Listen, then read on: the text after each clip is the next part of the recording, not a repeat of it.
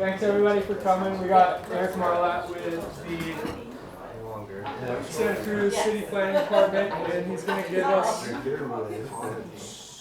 us kind of an update on what's going on with the housing here in Santa Cruz and all the new developments going on. So, yeah. Eric? Yeah, thanks, Joey. Yeah, thanks. Thanks for having me here to talk to you a little bit about, what the city's trying to do to address the housing crisis. It's not only present in the region, but also statewide. Go ahead and flip that. So today I thought I'd give you sort of a broad overview of what's going on at the state. A lot of what we're seeing with the housing market or housing production has to do with state legislation. If you're on social media or you're reading the Sentinel letters to the editor, there's a lot of misinformation out there. The city's in the developer's back pocket. The city's overbuilding, destroying the character. The city this, the city that, when in reality, a lot of the housing that we're seeing is directly related to state legislation. So I thought I'd touch on that.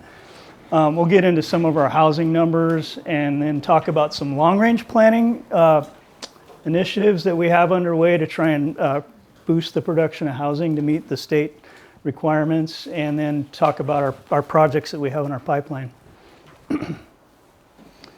So the state has been very aggressive with forcing local jurisdictions like the city to produce and streamline the production of housing. There were two landmark bills that occurred in 2017, the Housing Accountability Act and then the Housing Crisis Act in 2019 that I call landmark. That was sort of the start of everything. If you read the preamble to that legislation, it states that the state is about 180,000 units behind production per year, and there was a goal of about 3.5 million units to be built by the end of 2027, I think it was. So that sort of set the stage for these bills. The major components of these bills are sort of threefold. First off, it requires cities to approve projects that conform to objective development standards at the highest density allowed under the general plan. So as long as it conforms, it needs to be approved at the highest density. It prohibits cities from imposing conditions of approval that could make housing developments not financially feasible. And then lastly, it prohibits cities from denying or reducing density of projects based on subjective development standards. So an objective development standard is something that's known, it's quantifiable, there's no interpretation whatsoever. It's a 10-foot setback. It's a 4 and 12 roof pitch, no question. Subjective standards are more, we have them in the city. The project shall maintain the character and integrity of the neighborhood. So what that might mean to me might mean something different to you. It's very, very subjective. And for years, I saw it many times. You'd see projects come in, they meet all of the development standards. They'd get to council on appeal. There'd be a room full of voters that are opposed to the project. There'd be a developer who may or may not be in town, and you tell me what the outcome's going to be. The project, we need you to lop off 25 units of this 100-unit housing development. We need street calming in the neighborhood, which wasn't a development standard, but in turn sort of threw the pro forma off for the development. So that happened a lot. It happened up and down the state, and that's sort of the impetus behind this legislation that we have on the books. See if I had anything else to talk about here. I also wanted to say that the state recently added a housing accountability unit. So they investigate complaints. There's watchdog agencies out there that are watching every single move of every jurisdiction. I know, I've been on the phone with them. Unfounded complaints, but nevertheless, they're there. They mean business. There's fines and penalties. If a city is found to violate the Housing Accountability Act, they're on the hook for $10,000 per unit. So if a 100-unit development is reduced to 75 units, that's $250,000 that the cities have to pay plus attorney's fees, so not cheap. And let's see if I have anything else here. Can I ask you a question? Yes. How's that determined? In a court of law.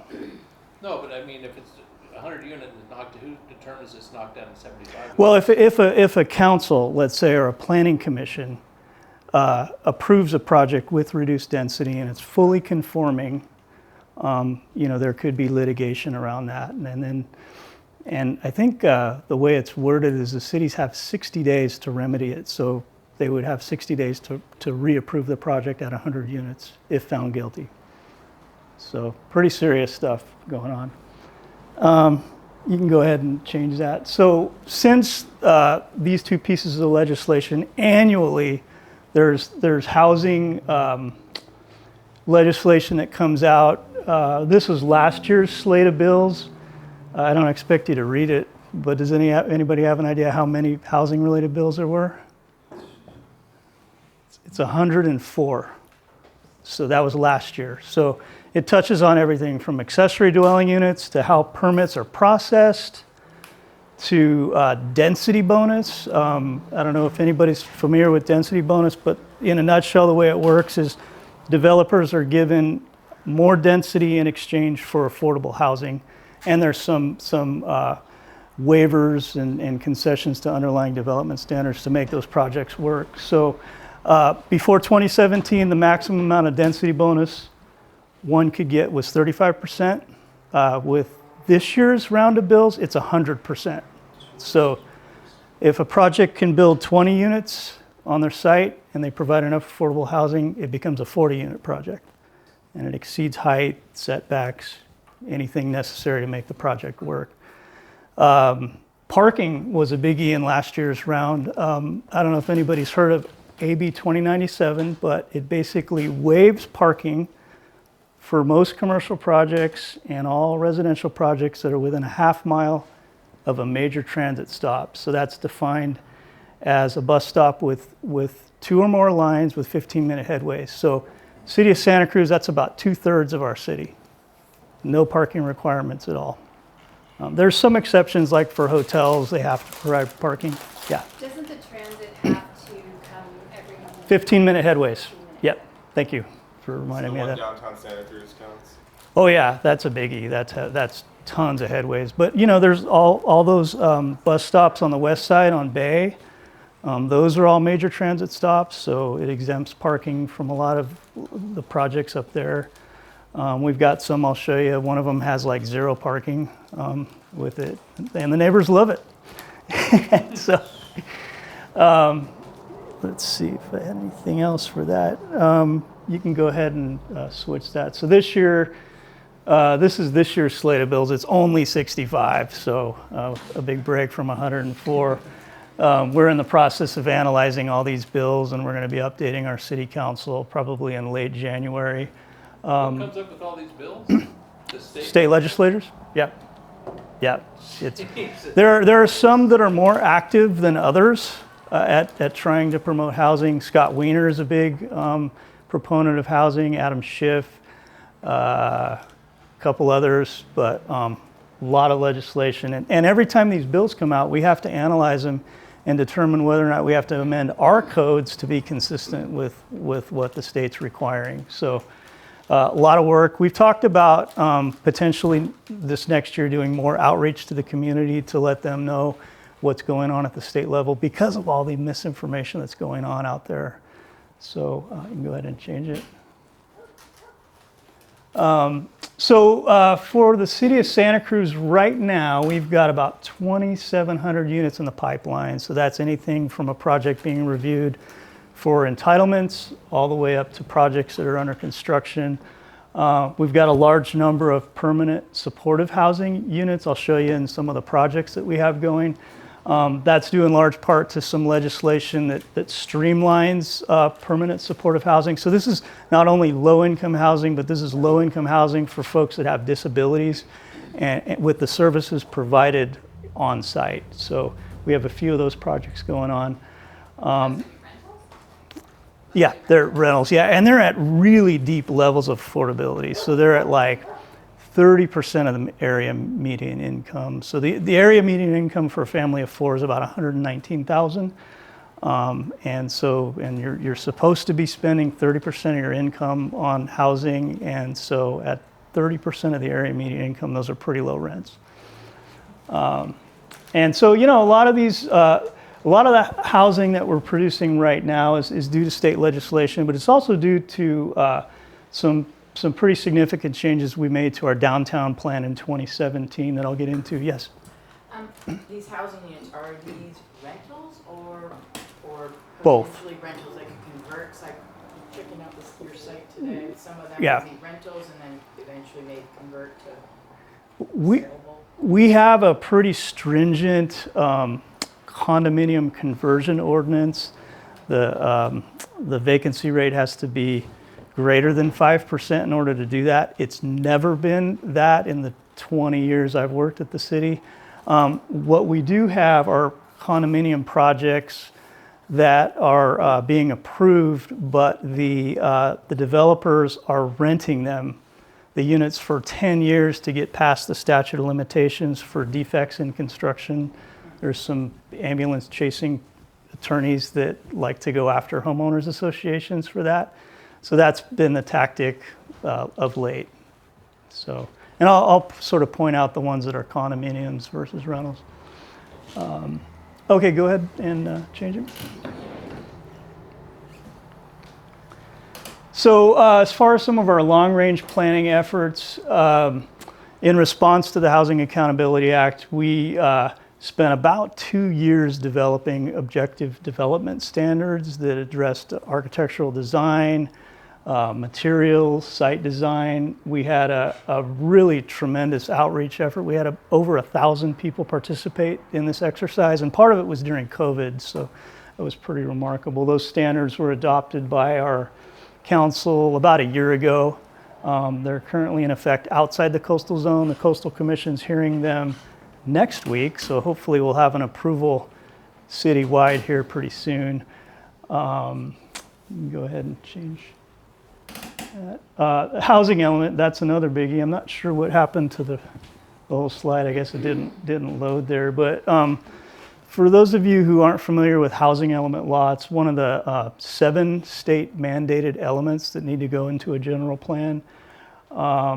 It talks about goals for different levels of housing for not only the existing community, but as it grows. And you've probably all heard the term RHNA allocation number. That's our regional housing needs allocation. It's initially generated by the state, and then it trickles down through local or regional governments. Our regional government is known as AMBAG. It's the Association of Monterey Bay Area Governments. It's basically all the jurisdictions within the Tri-County area. And so it's at that point that we get our allocation for the cycle, which a housing element cycle is 8 years. So we're currently at the end of what's called the 5th cycle, and the 6th cycle will start in January and go through December of 2031. Housing elements need to be approved by and certified by the state. We've been working pretty hard to get our certification. We just responded to our last set of comments. We're going to have hearings before the Planning Commission next week and then council in December, on December 12th. So that's been a really tremendous effort. Go ahead and switch that. So for the current cycle that we're in, our allocation is on the upper right-hand corner over there. It was 747 units. The good news is that we were one of 6% of agencies in the whole state that actually met our RHNA number. And we did so in a big way.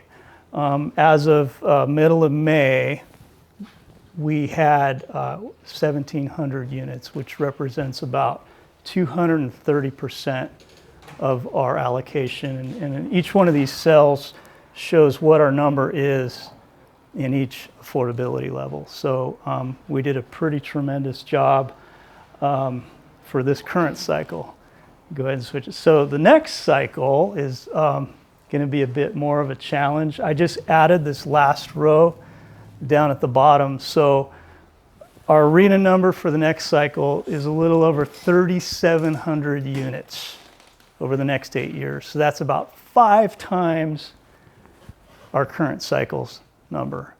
So that is going to be a tall task for the city. And I hope I'm retired by the end of that cycle. They want you to put 37. Plan for 3,700 units, yes, is the idea. Just the city. In just the city, yes. I mean, Thank you. saying that out loud. That's good clarification.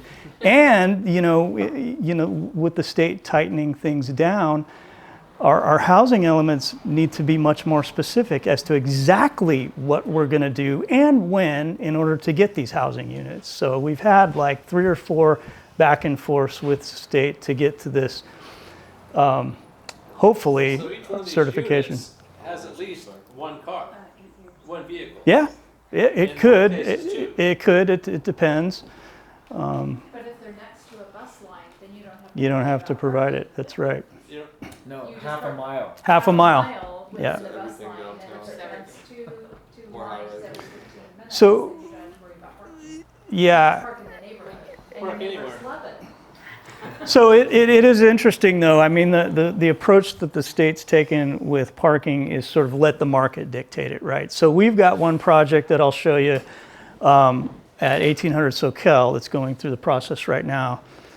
Totally exempt from parking. They're basically providing what would otherwise be required, right? We've got another project on the west side that's probably going to be students. They're small studios, no parking at all. So it's really sort of all over the board. I think there was a study of some communities back east that did a similar thing, and the parking came in about 50% of what was typically required before they went to the exemption. So it's really all about the market, and it's probably about the product too, right? Condominiums are probably going to be more inclined to provide parking on site than maybe rentals. So it's sort of a market analysis for the developer.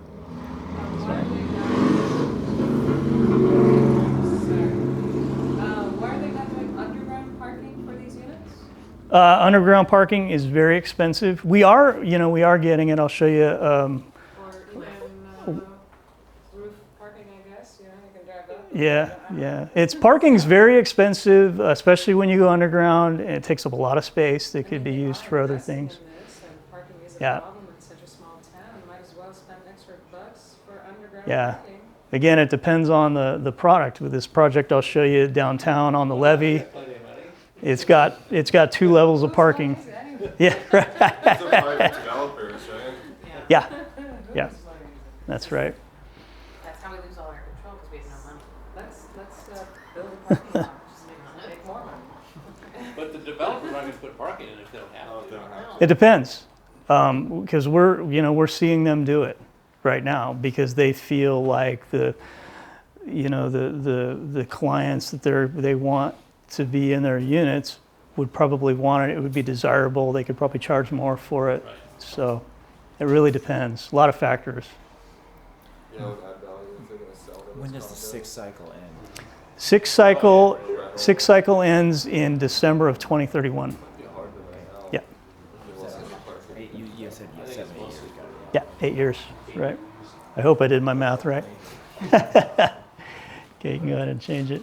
So another thing our advanced planning division's working on is an expansion of the downtown plan. So this is roughly the area between Laurel and the beach. It's shown in the red outline there. So the past couple of years, we've been doing outreach with the community on a plan that not only increases housing production in this area, but also provides for some public amenity space, connection from downtown to the beach, which has been a goal of the city for decades, and then for a permanent home for the Santa Cruz Warriors. So last January, we got direction from our city council to develop a plan that produces 1,600 units in this area, though we're going to study 1,800 units as part of the environmental impact report that we're doing. A maximum of 12 stories in height and an overall affordability rate of 20%. With this last round of legislation that increased density bonus up to 100%, that 12 stories is going to be a real challenge because we don't have a lot of discretion on height. Yeah. Where will the stadium be? Where it currently is? Or? So the preferred site is actually across the street on this block here between Spruce, Front, and Pacific. The alternative site would be where it is right now. You know, there's challenges with the preferred site because it's got multiple owners and you're going to have to convince them to sell. We're not going to go in and do inverse condemnation and take over the sites. It's all going to be a private development. So that's the challenge with the preferred site. But good question. So I was just going to ask about eminent domain in that kind of realm. Yeah. So you basically, you as the city, or does the investors go to door knock and go, we'll buy your... That's going to be the approach, yeah. So the only way to, like, if someone were to, like, save or to own or whatever from a 12-foot story building is to not sell. Yeah, that's one way of doing it. We've got, That's what the public, you know, on social media, like, oh, like, you know, that's all they're talking about. you're also going to hear about, if you haven't already, there's a referendum or ballot measure, I should say, on the March ballot that seeks to do two things. One, require a vote of the people for any change in height in the city, which is going to be tough to do with state laws the way they are. You know, state says, oh, ADUs now can be this high. We have to change our code. It doesn't matter what the city voters say. You know, it's just going to be a waste of time. And to increase our inclusionary housing ordinance or the affordable housing ordinance from 20% to 25%, which it also could be difficult to produce housing. San Francisco did something like that, and their housing numbers plummeted because the projects wouldn't pencil out. So that's going to be on the ballot in March. Yes. Have there been any cases where cities have fought back against the state? Like the public in those cities have, I don't know, filed a lawsuit? They've tried. They've won one Bay Area jurisdiction. I don't know if you've heard of SB 9, which allows for lot splits in single-family neighborhoods and up to 4 units. There's a bunch of qualifying criteria. One of those criteria is sensitive habitat. One Bay Area city tried to declare the whole jurisdiction mountain lion habitat, and that got shot down by the courts.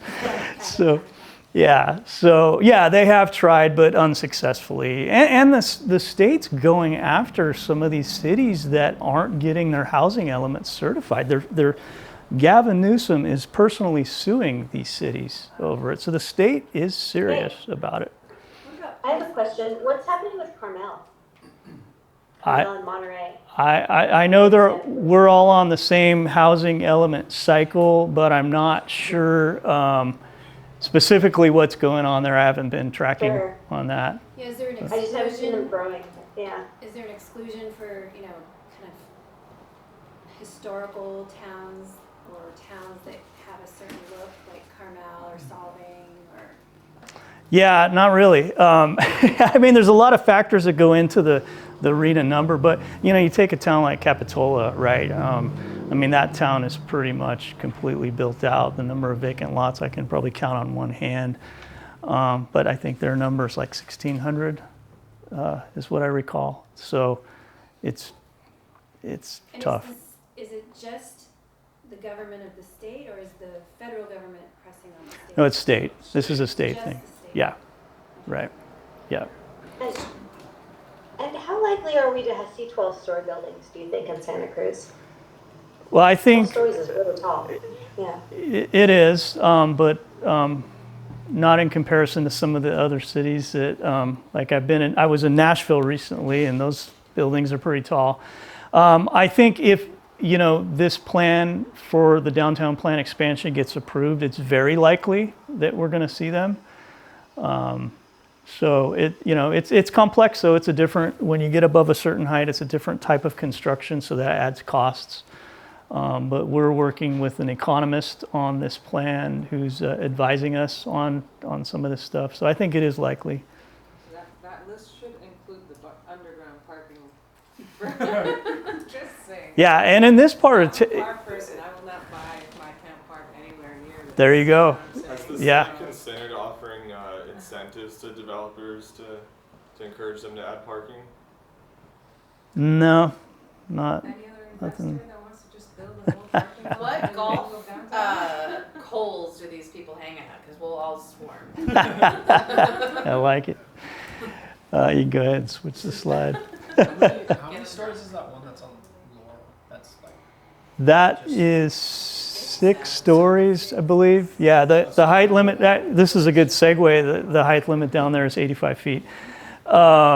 So, a lot of the projects that you're seeing downtown are a result of some changes that our council made in 2017 and then the Coastal Commission approved in 2018, which really sort of grew the downtown in a southerly direction. So the area between Cathcart and Laurel, heights were increased from 50 feet to between 70 and 85 feet.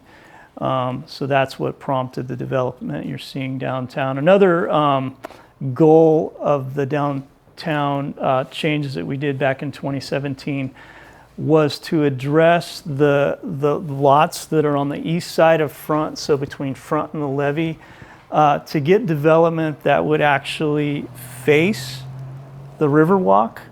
Which is really a challenge, right? Because you've got Front Street at one level and a levee that's much higher. So increasing heights allowed for 2 stories of commercial in order to engage the levee, get more eyes on the levee. So that was another objective of the plan. You can go ahead and change that. Quick question. As they're requiring cities to improve infrastructure and add a bunch more housing, are they requiring cities to increase their public transportation budget as well? Like, when are we ever going to see like a train come through here like we do in all of the Bay Area? Like, Yeah. when will BART reach Santa Cruz? Is that ever going to happen? I don't know. I haven't heard of that, but I mean, we talk about like underground parking lots and Yeah. stuff like that, but really people should just stop using cars as much. Right. If we had a good public transportation system, they would.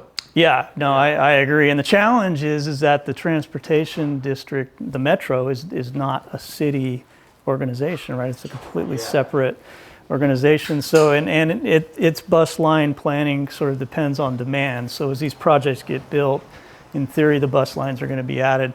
We, at the city, with the rail trail, I mean, we're I think the first agency that got a lot of the segments of the rail trail up and running. And so, yeah, that'll be nice, at least to have a commuter, rail between Watsonville and the city because of the number of people that commute from Watsonville to their jobs in Santa Cruz. But those things take time and money. Is so backed up these days. It will be a killer. Yes. I ride my bike every day from Capitola to downtown, and I don't do it for the health. I don't do it for the environment. I do it because I don't like sitting in traffic. I love it. Or dealing with parking. Yeah, you probably did pass me so many times. I wave at everybody going. So. Can you give us an update on the bike trail? We've done pretty much all of our segments here. We just approved the last segment, which is between San Lorenzo River and the harbor. So I'm not sure exactly when that's going to go into construction. And so I think once that one gets built, our whole city will be completed with the trail part. The rail comes later. So.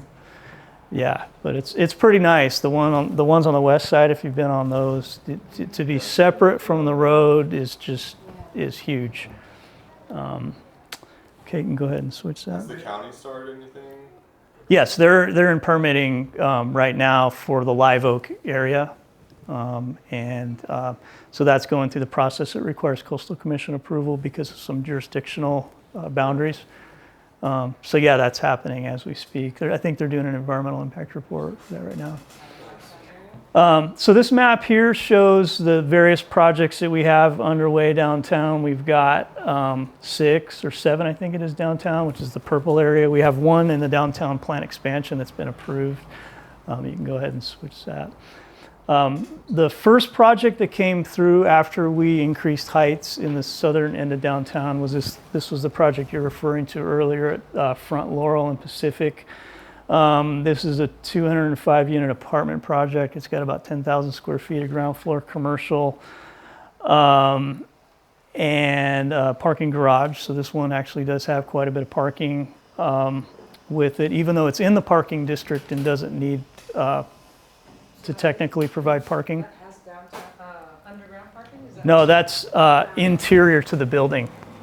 So the parking garage is wrapped in commercial development. Yeah, is how that one. 20% affordable housing in that one? No. And so when this project was going through, there was a lot of word on the street like, they're not providing any affordable housing. So that's part of the story. What you didn't hear was that they made use of a provision that's contained in our affordable housing ordinance that allows a developer to dedicate land in lieu of providing units within the development. So instead of providing 31 units here, they dedicated the old Tampico site to the city. And you can go ahead and switch the slide. And what the city did, we had 2 parcels to the east. So we assembled those properties, worked with affordable housing developer, and we got a 70 unit affordable housing project. And these are 1, 2, and 3 bedroom units, 100% affordable at low income and very low income levels. There's about 15,000 square feet of commercial space. What's the medical? That's going to be a medical office, low income, and I'm sorry the name escapes me. I think yes, thank you. And with 5 stories above that. So this project took advantage of some streamlining bills at the state for affordable housing in close proximity to transit, which is like almost next door. What's cool about this project and the next one that I'm going to show you is that there's going to be a paseo that you can kind of see right there that's going to connect Pacific to Front. So they're the same developers? Is that No, why? different developers. Oh, But the city's been involved in facilitating it. So, Yeah. One developer gave the land to this one. The developer for Front Laurel Pacific dedicated the Tampico site to the city. We already had control over 2 parcels to the east. We assembled those for this project here. I want to know how many people in this room actually went to Tampico and knows what you're I did. I had dinner in the bar one night and there was a fight. I'm confused. Are these rentals? These are rentals, yes. those are- Yeah, yeah. All of the affordable housing projects I'm going to show you are all rentals. So does that mean there's a rent Are cap? they rent to the builder? Yes, there will be a rent cap. And it's With affordable housing, does the state pay a portion of the rent for these? yeah, tenants? it's heavily subsidized. Yeah, yeah. And then if you want to switch it, I'll show you the one across the So way. You're saying that the builders have a little worrisome about affordable homes that people could buy because of building people who are sue crazy, so they're gonna rent them for 10 years and then? Those are condominium those are projects. condos, Yeah, okay. yeah. So we have a handful of condo projects. This is not one of them. Okay. Yeah. What we got? So yeah. I don't want to disrupt your flow. That's fine. So if you're going to cover this, you can ignore me. But I was just wondering if you could give everybody an overview of how a developer does what they do and how to gain from it. Why would a developer want to participate? How does it work? Yeah, and I'm going to confess I'm not close to that part of development, but there are nonprofit housing developers out there that seek state and federal monies in order to build these projects. But the city 100-unit building to go here, who's gonna do it? And then you get bids from all We the can, yeah, developers? we can do that, yes, and we have done that. And then Yep. you choose Yep. one that's what? How do you decide? Yeah, we'll have like a request for proposal process, and we'll review all the proposals and select the one we think will do the best. Meanwhile, those developers are looking for how it can be a good investment for them Yeah, overall. yeah, and they're nonprofits too, so they're governed by certain laws around that. But I actually, you can go ahead and switch the slide. I participated in the selection of the developer for this project here. This is on the other side of Maple Alley, adjacent to the metro, which you can kind of see in the background with the blue roofs back there, and the Paseo you can barely see on the right. But this is a 127 unit project. Again, all affordable. 25% are permanent supportive housing. So these are people that are either at risk of homelessness or already homeless. About 10,000 square feet of commercial space. There's going to be a bike hub in there. And then the whole metro station is going to get a major upgrade there as well.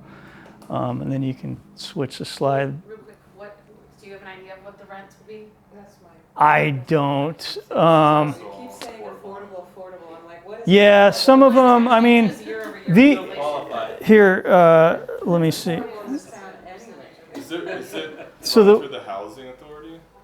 It can, if they make use of what's called housing vouchers, where, you know, the rent's sort of augmented through that. But like this project here, let me see if I have it on my cheat sheet. Does the consumer have to apply to be eligible for? Yeah, there's a whole verification process. It's done through the housing authority typically. But like this project here, of the 75 non-permanent supportive housing units, those are going to be affordable to households at 50 to 60% of the area median income. So let's say there's a family of four, right? The area median income's like 120,000.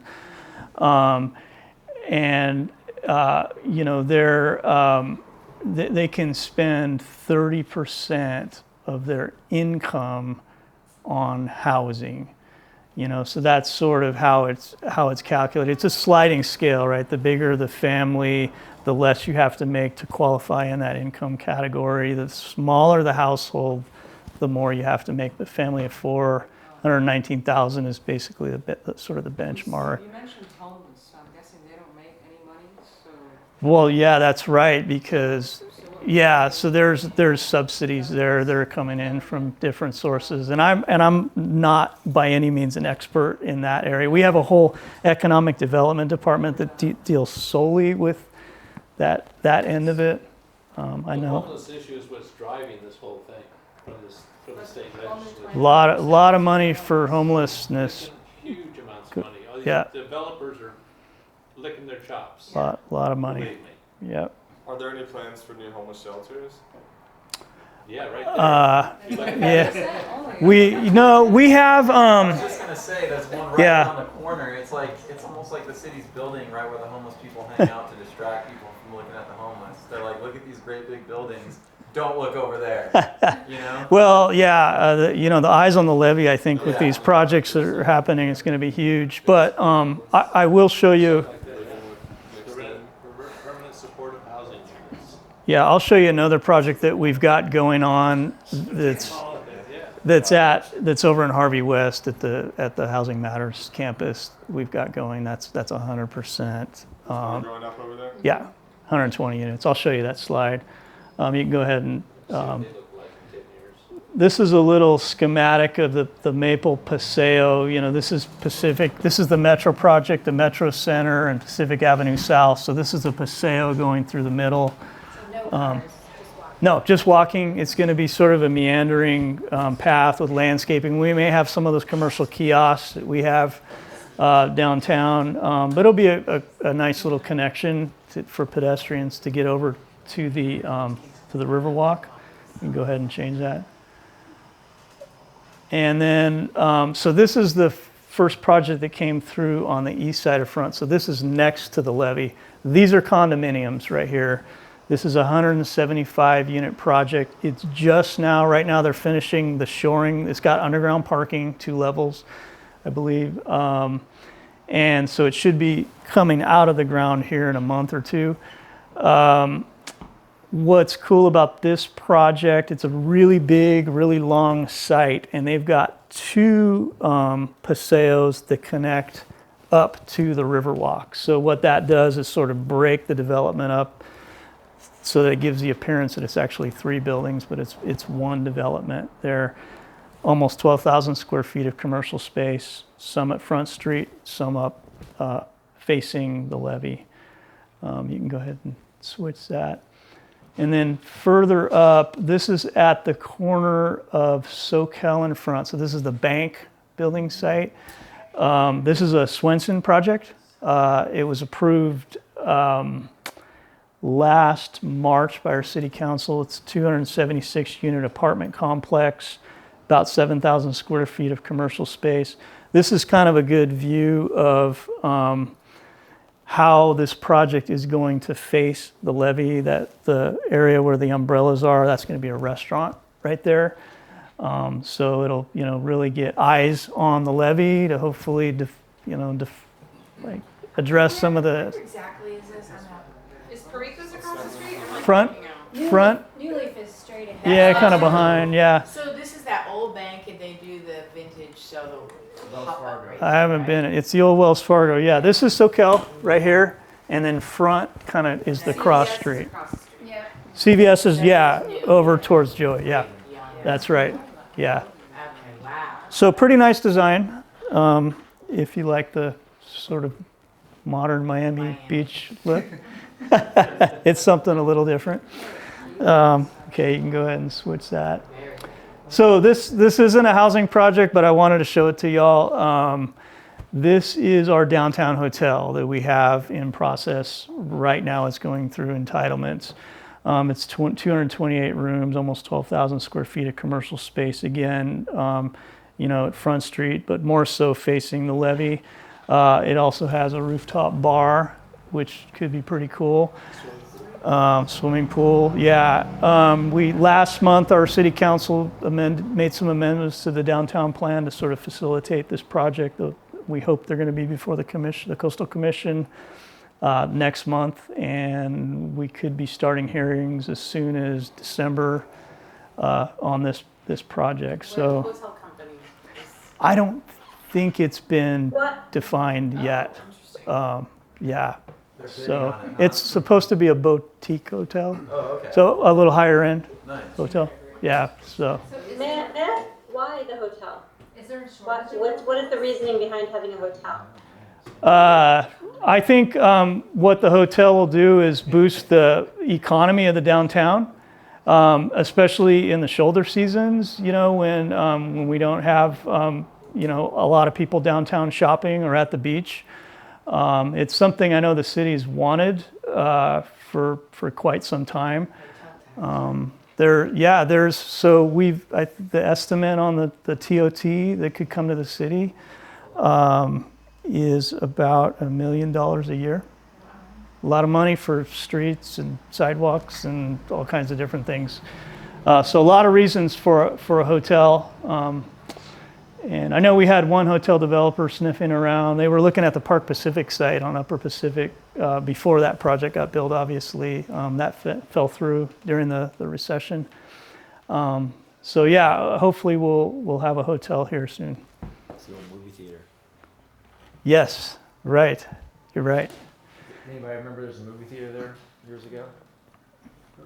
So assuming this project gets approved and built, with the 2 others that I showed you, most of that corridor between Laurel and Soquel will be built out. This is the Sherman-Williams site right here, so that Not going anywhere. we haven't had any inquiries on that. Yeah, I've actually bought paint there. They've got good deals.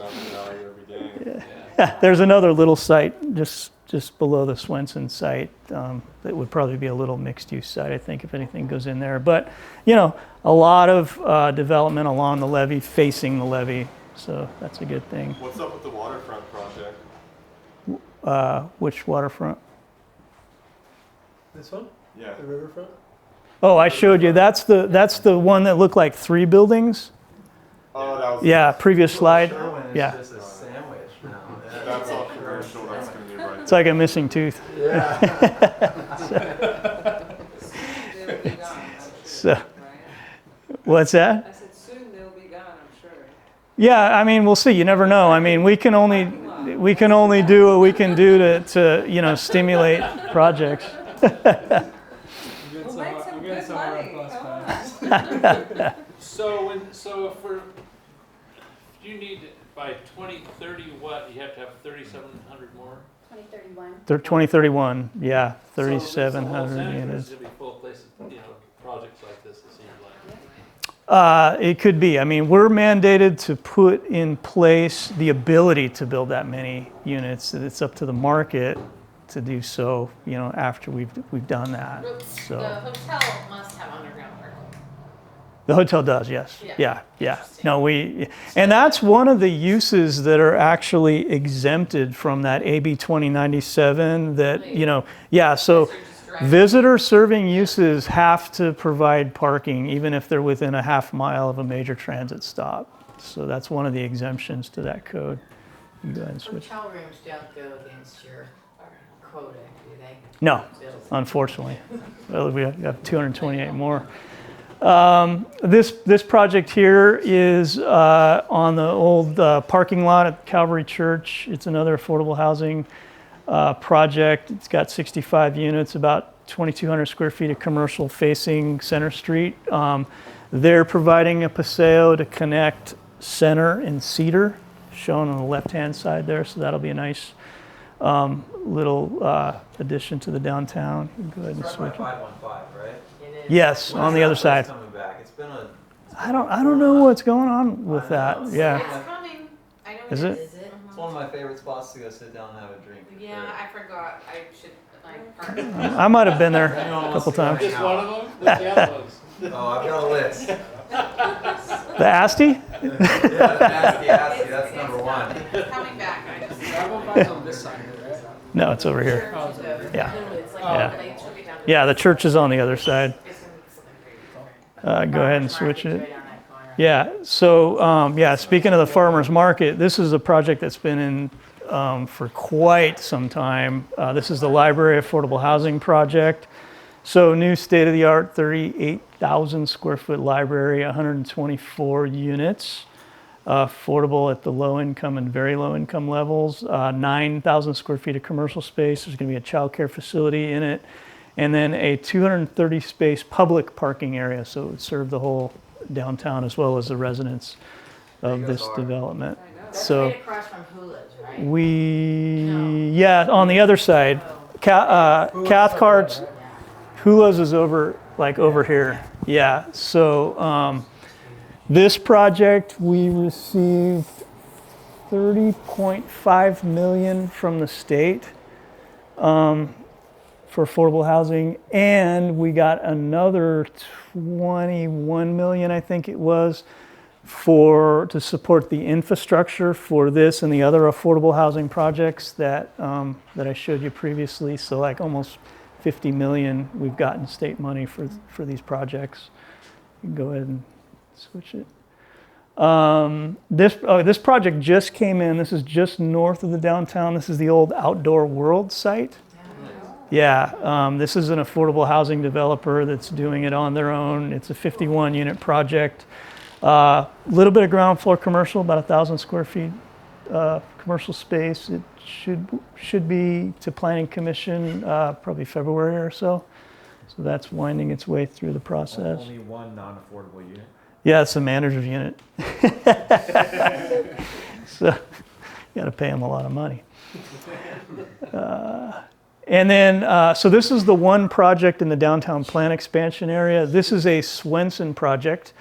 It was approved, I think, in 2021. It's 233 SRO units. These are single room occupancy, so small studios, 220 square feet to 400 square feet. This is across the street from Depot Park, so there is 2,600 square feet of commercial space for the soccer moms, hopefully. Maybe there'll be a cafe or something in there. So Where would that be? I know that. this is across or east of Depot Park. Is that where they play soccer? Yes, yeah. They're taking out the soccer. It's close to the police station. It's on the same street. Yeah. Police station is just above it. Yeah. Yeah. That's a beautiful building. It is. It is actually one of the nicer buildings, I think, that we've So if approved. Swenson's building this, who, is he gonna own it as well? They could own it. They could flip it. It's hard to say. They're almost ready to pull building permits on this, though I'm not sure when they're going to start construction because they've got La Bahia going and they've got the project I showed you at 530 Front. So it's sort of managing their resources. They may, finish La Bahia and move the Cruz over to this site. I don't know. What's the parking on this one? I don't know. I think it's a half space per unit is what they provided, which is the We have no minimum idea code what this will requirement. rent for. I don't know what the markets are. Our affordable housing code, though, requires if you're doing an SRO project that your affordable units come in at the very low income level. So that's 60% of area median income for the households in that unit, those units. I know we have a million questions, but That's fine. how is the city or maybe the housing authority, whoever's managing these, how are they going to distinguish just a UC kid who had no job and who's just like parents obviously is paying their tuition and maybe they get a job at the Trader Joe's downtown? Like, how do we actually help support the community who do need? I mean, this is maybe not a question for you, but I'm just like throwing this out there, but like just for everyone else, like how do you determine? Have you guys talked about this at meetings? Like, No, Invite the housing. I don't know about that. So that was my impression, and I worked on the project. There's a Spanish colonial project at 401 Pacific, so lower Pacific, 3 stories. SRO, same thing. About a year after that building was occupied, that was a Swenson project. I was talking to them. I said, "Who lives here? What do you got going?" And they said, "It is a mixed bag. We've got senior citizens, we've got students, we've got divorcees in there, we've got like a single parent with a kid, maybe. I mean, it was the gamut, and there wasn't really a majority of any." This is, you said Lower Pacific, where? Lower Pacific, yeah. So just below Beach Hill, there's a Yes. Spanish colonial building. What about the building that you guys, which I think in 2019 or 20, it was maybe finished, and it was right, kind of near Bad Animal, like across the street. I'm like blanking out on my turn. Oh, yeah. They have all that. They took over a parking lot. Narnia? No. Housing project? Where the noodle place Bad Animal, or is? like Yeah, across the street. it's like there is that alley where the tea shop is. Yeah, the housing. The housing. It's right by So where, Locust? Bank of the West used to be. Oh, Yeah. yeah, that's, So, what is that? those are condos. Those were approved as condos. Condos. They're renting them They're out of the all gate. rentals. They're all rentals right now. And is That's a there- Swenson project. Okay. And I don't know what the makeup of those folks are. Those are different units, so they're 2 bedrooms, 1 bedroom, studios. It's weird. That's like an odd thing. I always, when I'm there downtown, I'm like, it's odd that no one in real estate even knows what's going on in here. Because they're Like, not for sale. because they're not for sale. Not for sale and yet, There's like, yeah. if you don't really, I don't think I've seen them on like Craigslist or Redfin or anything, Zillow. So they must have their own leasing office. Yeah, they do. Yeah, and I'll tell you, when that building was going up, I was getting calls like, "Hey, when are they renting it out?" And we, ended up putting up the project manager on our website so that we could deflect the calls to them. So they had those things probably leased up You in know advance what of the- occupancy. What those rents are? I don't They're high. know. They are. 2,200 for 1 bedroom. Well, that's And not high. Yeah, that's pretty cheap. That's very nice. to be downtown. That's So- a great deal. 25. Yeah, you go ahead and switch that. It's high without anything. This project here, we're really excited about. This is the parking lot across the street from the Dream Inn. These are condos, 89 units, and it's got about 14,000 square feet of commercial space. It's got a nice courtyard here.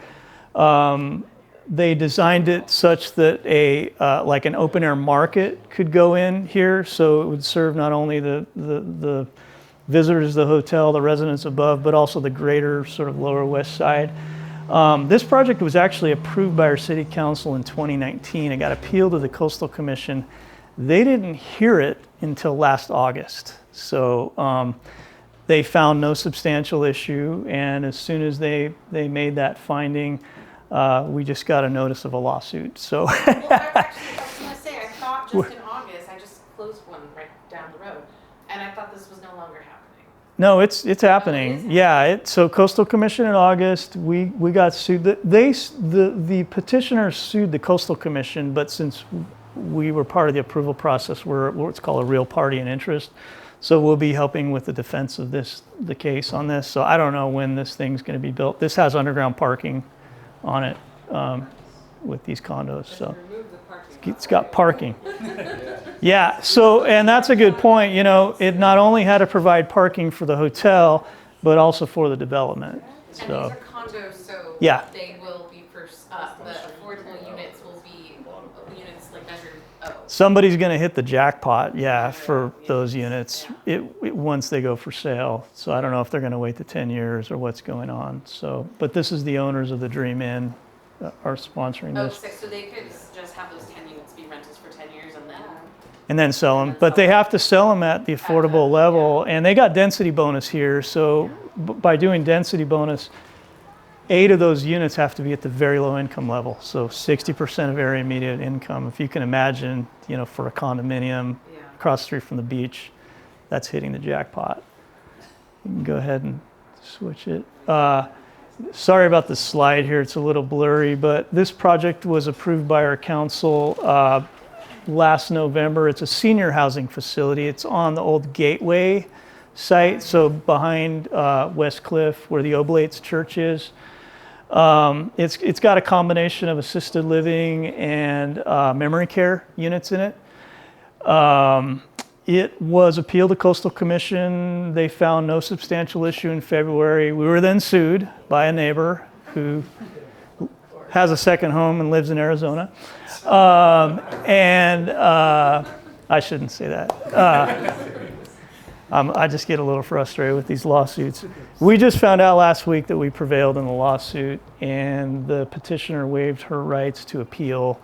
So they're free to apply for building permits now. So this would be a much needed. It sounds like there's a lot of demand for this type of housing in the community. We've got another facility up on Jewel Street. But I think she just purchased it, is what I've heard. Yeah, so that's what I heard. I don't. Now she's gonna sue her real estate. I haven't looked at it. Yeah. Well, what's funny is, you know, there was a lot of concern about, you know, traffic, as you can imagine. But when you run the numbers as to how much traffic a project with single-family dwellings would generate, which is what this lot is zoned for, versus this is much lower traffic, and it's going to be quiet. You know, I mean, they're not. You know, there's going to be visitors, and you know, yeah, you know, they've got dining facilities there and whatnot. It's pretty turnkey, but yeah, it was much lower traffic generation rate, which is a bit ironic. So you can go ahead and switch it. And then moving over to Harvey West, this was the permanent supportive housing project that I was telling you about on the Housing Matters site.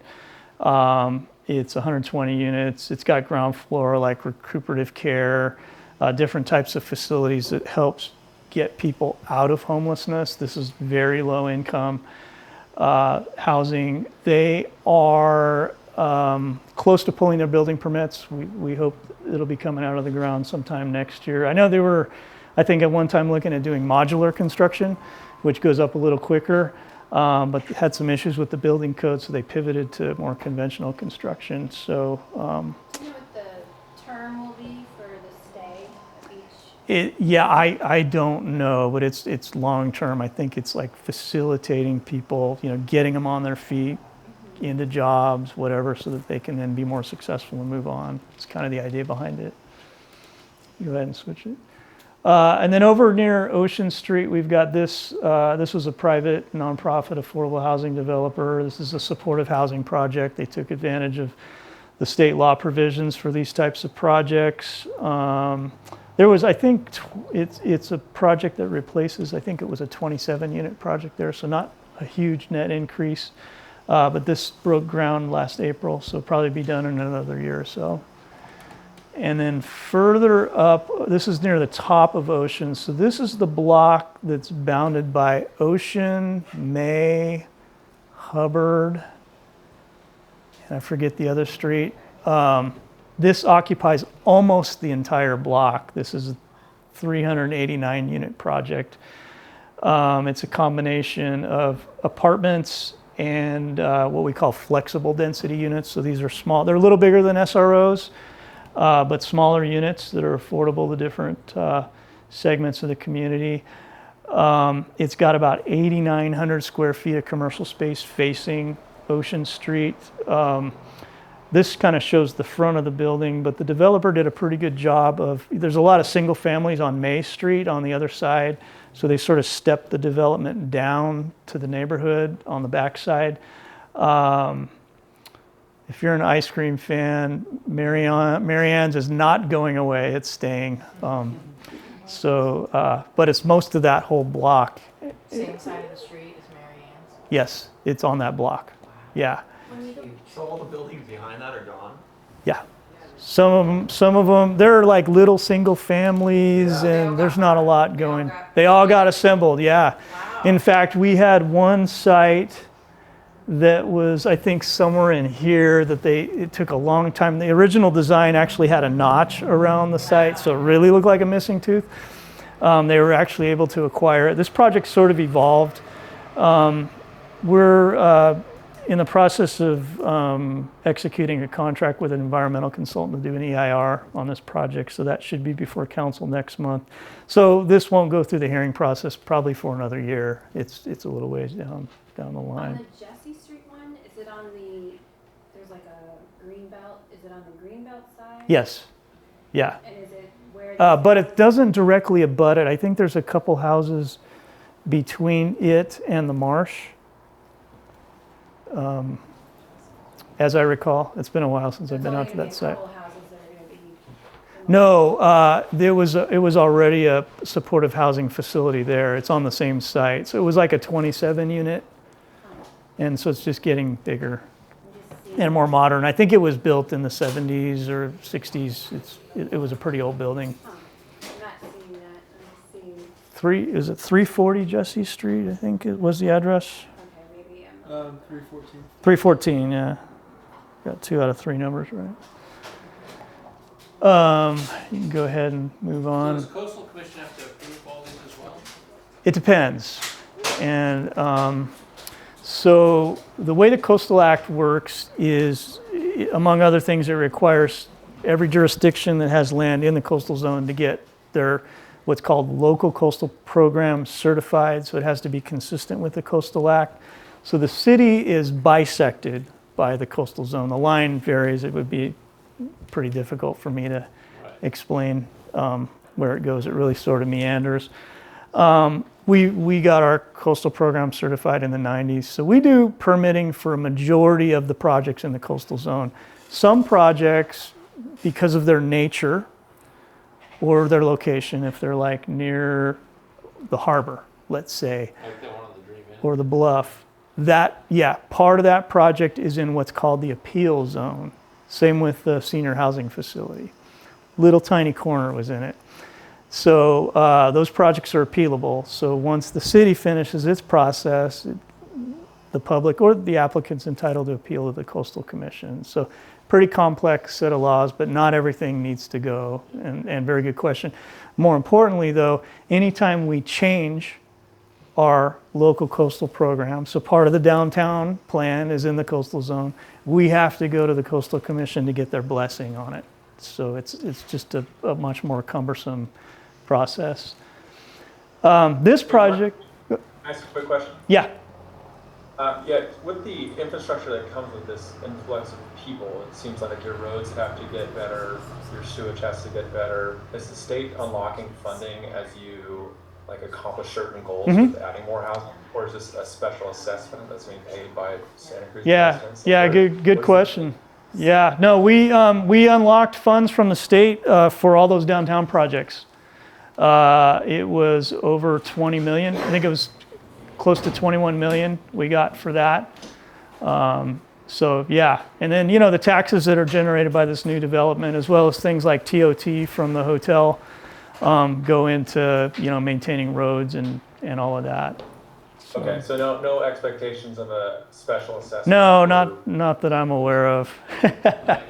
So yeah, so This drawing makes it look like there's an overpass that's being put in as you go down the hill. Is that? No. But yeah, this was a really controversial project. You probably heard about it. It went through around 2021. Is it because of how it looks? No, it's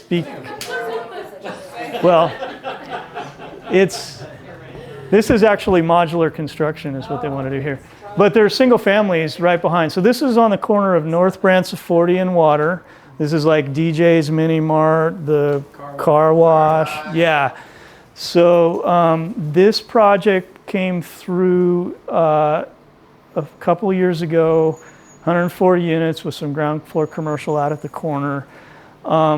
It came in under SB 35. So I'll try and boil this down as simply as possible. What that law does is it allows streamlined permitting, so no discretion by the city, as long as it meets all of the standards that are in play, no environmental review at all, so no CEQA, and that's available in cities where the RENA numbers have not been met. So at the time this came through, the only category that we hadn't met was the very low income category.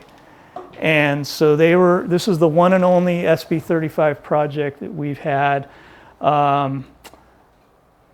Created a lot of consternation among the community. And it was found to be consistent with our objective standards back in 2021. The developer's in the process of trying to seek tax credit financing, so that's a competitive process that happens annually. So no idea when this is going to be built or if it's going to be built. But How long do these developments usually just get talked about and planned way before they even start? Yeah. How many years normally? It depends on the project. So the project at Front Laurel and Pacific, I was talking to those developers probably 2015, 2016. Wow. So a lot of work that goes in on the front end, yeah.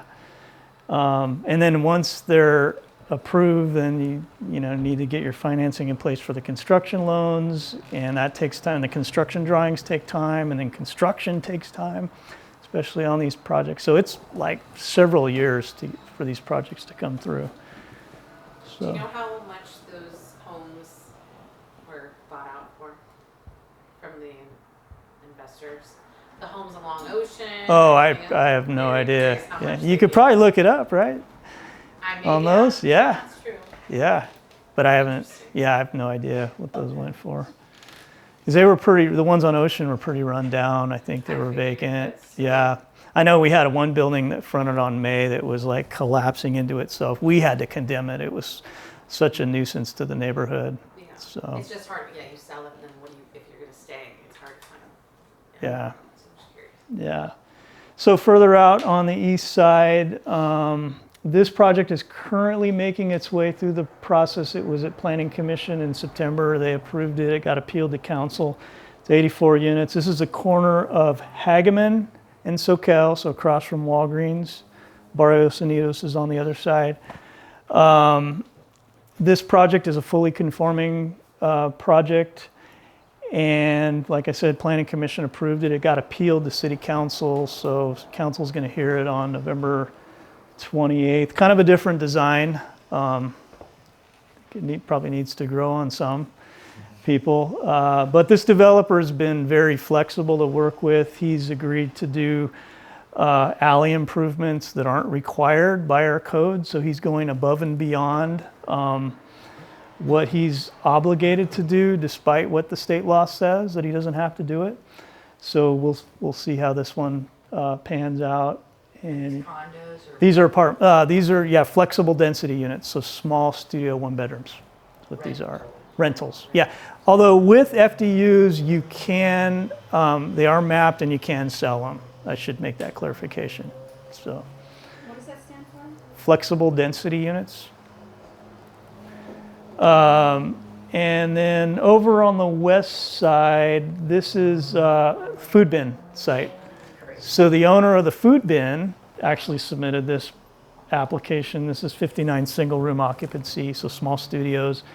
He's made no bones about it. It's going to be for students. And unlike the 1800 SoCal project that I just showed you, which is like pretty much parked according to city codes, even though it doesn't have to be, this one has, I don't think it has any parking at all, maybe a couple of spaces in the back. So, so this will be, yeah, they try to incorporate that in. That'll probably be adhering here in probably February timeframe. So does that block any of the Escalona views or anything like that? Maybe. It's pretty far though, so I don't know if folks that'll be affected can actually see the ocean at that level.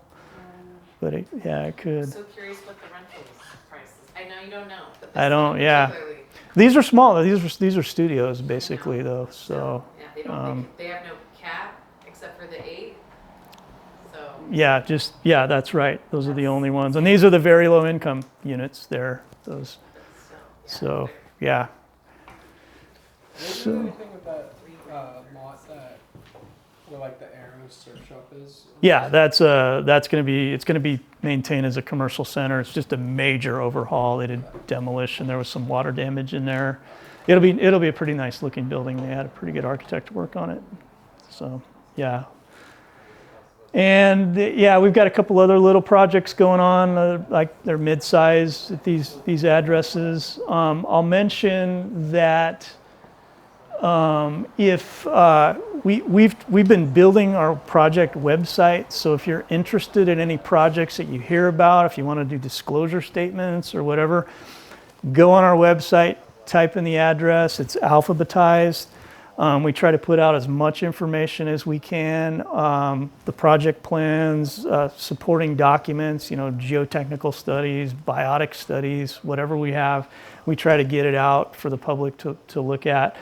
You can sign up to be notified if anything happens on that page. So if we have a community meeting coming up, you get automatic notification. You can provide comments to the project planner. So we've been really trying to expand, our sort of transparency with the community, make it easy for them to know what's going on. And that's all I have. There's a lot. Just for the city. Forrest Gump would say, that's all I have to say about that. How do you feel as a resident and a planner, and how does this affect you, and what is your thought process overall? Good question. I'm a Capitola resident. No, I mean, it's a good question. It's tough. I mean, we need the housing, and for the reasons I stated, we're behind in housing. Every community does it. It's been political up until now, and now it's going to be more technical. So we really need the housing. We've got pressure from Silicon Valley. We got pressure because of our location. We got pressure from the university. We need housing at all levels. And the best place to put housing is in the urban areas, especially the downtown. That's the most sustainable place to put housing, not out in Corralitos or up the North Coast. So really, we've got the most housing going in the county, and for a good reason. Do we have studies about traffic and how it's going to affect our traffic? We do, yeah. So when we did our general plan in 2013, we did an environmental impact report for it. So it had build-out projections and then looked at different roadways and intersections to see how traffic would be impacted. We have what's called a transportation impact fee. So any of these projects that go through have to pay their fair share towards the improvements that were identified as being needed as part of the overall build out. So that's sort of how traffic works. But yeah, the state's gone to sort of a new methodology for looking at traffic. It used to be level of service. So it was like a grading system, LOS-A. It's like getting an A in class. It's the best, no delays at all. LOS-F is like you're flunking, you're waiting forever. Yeah. So, well, it depends on the intersection, but they've kind of gotten away from that, right? Because, what was happening is the projects that were out in the suburbs, they had great traffic and they were being rewarded, whereas projects in the city where people can walk, they don't have to get into their cars to go shopping, were penalized. So they've gone to this vehicle miles traveled metric that we're doing for environmental review to sort of recognize that. What's going on with the university? I haven't been really close to their long-range development planning. I know they have enrollment caps that they need to adhere to, and there's been lawsuits, and I've successfully stayed away from that effort. The planning director's been involved with that primarily. I guess the public was concerned with water use and sewage and Yeah. how that's going to affect with all these new developments. Yeah, good question. Flushing the toilet every 5 seconds. So Yeah. what are the studies on that? Yeah, that's a great question. We get that a lot. So since 1980, we've grown about 30%, and yet our water use has decreased and flatlined. Why is that? It's changes to the plumbing code. Low flow fixtures. We got pretty stringent water efficient landscape ordinance in play. So the development that's being replaced, even though it's bigger, has less water use. So that's sort of what's happening. The real problems that we're experiencing is due to climate change, right? We've got drought years and we've got heavy rain years and we've got a storage problem, really. The amount of development that is new development that's using water compared to existing development is just a sliver. We're going to have the problems no matter what, with or without development, right? That being said, the city's partnering with Soquel Creek Water District right now. You've seen the streets all tore up around Soquel Drive. That project is pumping treated water from our water treatment plant into the aquifers here in the Soquel Hills to try and combat the seawater intrusion and boost the supplies. So we're doing those type of supply projects to address the issues. We've got a big project going on, a major overhaul of our sewer treatment plant that's on the books right now that's going through. So, but good question. Yeah, we get that a lot. We get that question a ton. Yeah. Are they also doing, I heard they were building also another lane for buses, so the buses can get whatever, the transportation can be slightly faster for buses on the highway, or am I just making? No, that's right. Yeah, the project that's under construction on Highway 1 right now, is that the one? I thought Yeah. not only the piping, but also to create an additional lane to help with their idea of helping for 5-minute faster for commuters or people using, to incentivize people to use public transportation to make it quicker. Yeah, I haven't been close to that effort either, but yeah, I've heard rumblings about that. I think their study was a 5-minute difference, but that's what Yeah, well, yeah. yeah. Right, 5 minutes is a lifetime. As real estate agents, we're always trying to look for opportunities for our clients. So what could help us find, SB9 properties that would, be good for developing under that?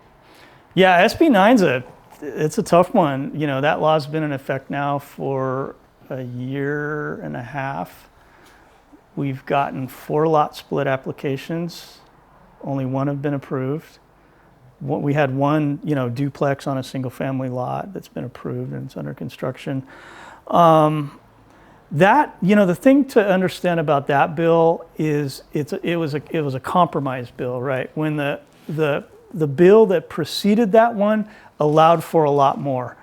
And there was a lot of pushback from cities, from affordable housing advocates, fearing that these developers would come in and just, displace a bunch of people that were renting units and destroy single-family neighborhoods. And so the SB 9 that got adopted has a lot of strings attached, a lot of qualifying criteria. We've got a webpage on it if you want to see. We try to make it as in plain English as possible.